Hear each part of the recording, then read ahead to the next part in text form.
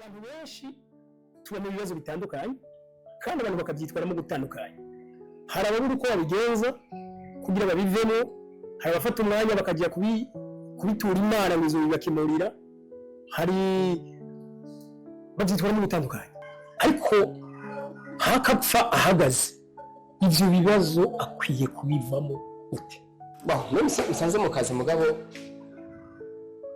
ikibazo ni cyiza cyane kandi icyo navuga yuko ni ingorane zishikira abantu benshi, kuko ikibazo tugira si ingorane duhura nazo ahubwo ni uburyo tuzifatamo.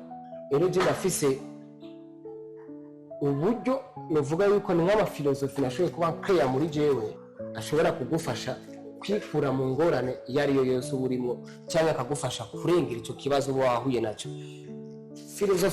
Filosofi ya mbere nuko muri jewe nizera yuko ikibazo cyose kidafitiye inyishu kiba atari ikibazo, kandi ikibazo cyose gifitiye inyishu nacyo ni kiba atari ikibazo. Rero muri icyo gihe byimfasha gutekana no gutuza no kuba ampe pose, kubera ko mbavuga ati kino kibazo ndahuye nacyo mugabo ndagifitiye inyishu. Sitadire kuri uwo mwanya simbangayika, sinjuragurika, singira ubwoba, sinifata mu bundi buryo butandukanye, ahubwo ncamba pose kubera ko mbafise inyishu. No mu gihe nacyo cyashikiye ko nkaraba muri jewe entourage yanje abantu bose bankikuje nta nyishu ndagifitiye, amenta muri yo ka ndatekana parce que mbavuga ati kino kibazo ko atanyishu gihari yacu antuka icyo si kibazo. Mugabo mu gihe mba nzi neza yuko inyishu iki kibazo ndagifise nacyo ni kibatari ikibazo, ko mbavuga ati inyishu ndayifise. Iyo ni mu filosofi ya mbere imfasha kuca ntekana, kuca mbapoze, kuca numva yuko sinkwe gutakaza ibyizigiro, sinkwe gucika intege, sinkwe kuva gutakaza intumbero yanjye narindi ko, sinkwe kwiheba. Urumva bica bifasha kubandanya. Hama filosofi ya kabiri, kenshi iyo ikibazo kidushikiye cya kibazo uvuga ati nukuri muri kino gihe ni cyari sanse kunshikira, cya kibazo gishise muri ya moma wewe utari witeguye. Ikintu cya kabiri cyankora ndatuza nkatekana, asigara ndacihweza, uko abantu benshi tudahuye n'ingorane, abantu benshi tushikwe n'ibibazo, ikintu cya mbere cyo dushaka gukora no kurondera inyishu yacu. Mugabo hari ibibazo navyone cyane, hari igihe udakenera kurwana no kurondera inyishu, bigusaba gutuza ugatekana, ukiyeza kwaza ubwo bwoko bw'icyo kibazo icyari cyo.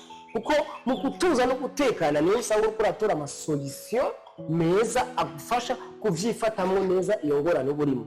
Rero kubwanje vuga yuko save yacu misi yose twahuye n'ingorane ikora ibishoboka byose kugira duhangayike, tujuragurike, tujugumire, tubura amahoro, ikora ibishoboka byose dutera ubwoba, itwereka yuko birangiye, itwereka yuko byapfuye, itwereka yuko vraiment ko ataco twokora. Mugabo muri yo moma wowe ucubiraba ugatuza ugatekana, misi yose uzosanga hariho inyishu, cyane naho wabuze inyishu kuri ya solution, kuri ya filosofi ya mbere nakubwiye biza kugufasha kandi utuza. Hari umugani w'abarundi, sinzi ko ari umugani mugabo ni rimwe mu ijambo novuga yuko ngendera ko rivuga ngo nawe urobifi ahangayise cyane ajuragurika. Muri icyo gihe ushobora kuroba ifi, mugabo bigusaba kugira urobe ifi, bigusaba kuba stable, ukaraba, ukiweza, ukabapoza, ugatekana. Rero kubwanje nicyo kimwe n'ikibazo, ntushobora kwikura mu ngorane utaricara utuze kugira ushobore kwiweza kijya kibazo. Hama filosofi yanje ya gatatu rero imfasha kurengera ingorane cyangwa kurengera ikibazo icyo ari cyo cyose, nuko misi yose nibwira ko ingorane cyangwa ibibazo ibyo ari byo byose nibiba muri jewe, ahubwo ibibazo biba kuri jewe. Bivuga ko ikintu kibaye kuri jewe nicyo kimwe kirasha no kugenda, mugabo ikintu kibi nigishoboye kuba muri jewe, kuko ikintu kiri muri jewe kiragoye cyane guhindura. Kubwanje icyo kiba ari ikibazo gikomeye, mugabo ikintu kijye kivuye hanze ya jewe mbafise capacity yo kukirengera, kuko uko cyaje ni nako gishobora kugenda. Bivuga yuko icyo gihe iyo bibaye sinjugumira, sinihebura, sinakaza ibyizigiro, guma ndi stable, guma ndi pose, parce que mba nzi neza yuko ikino kintu kije uko kije ni nako kizogenda. Parfois hari ibibazo, si ibibazo byose tuzorongera inyishu. That's why inyishu uzosanga gusa ari guceceka no gutuza, ukanakihweza, ukaraba ingene kiyo kirajya, kuko kiba kije kivuye hanze ya wewe, nikiba kije kivuye muri wewe. Maya Angelo rero yavuze ngo nimba tudafise umwansi avuye muri twebwe, umwansi avuye hanze ya twebwe, uyo ntacyo yokora kuri twe cyangwa ntabwo wayoba tukiduteye. Bivuga yuko umwansi akomeye w'umuntu cyane ikibazo gikomeye cy'umuntu si kijya kivuye hanze yiwe, ahubwo nikijya kiba kivuye muri we, kuko icyo kiba kigoye guhindura. Noneho bavuga ndahita nka philosophy gira gatatu, nizera neza ko ikibazo gikomeye si kijya kivuye hanze ya jewe, nikijya kiba kivuye muri jewe. Philosophy igira kane imfasha kurengera ingorane. Ahanini ndicara nyiweza ibintu biri impande yanjye, icyo tumashira.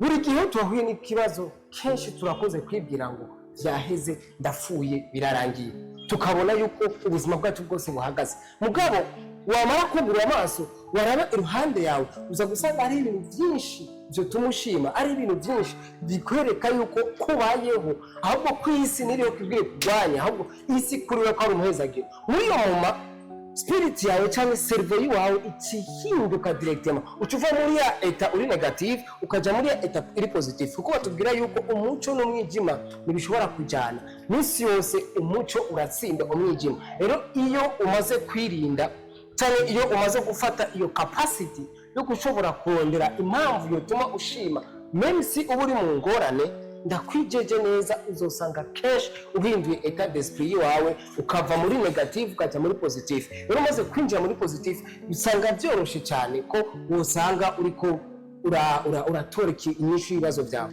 Fata uve muri iyo focus yo kwifokaliza ku kibazo, ahubwo utangure kwifokaliza ku bintu byotuma ushima. Misi yose uzosanga ufise impamvu zo gushima.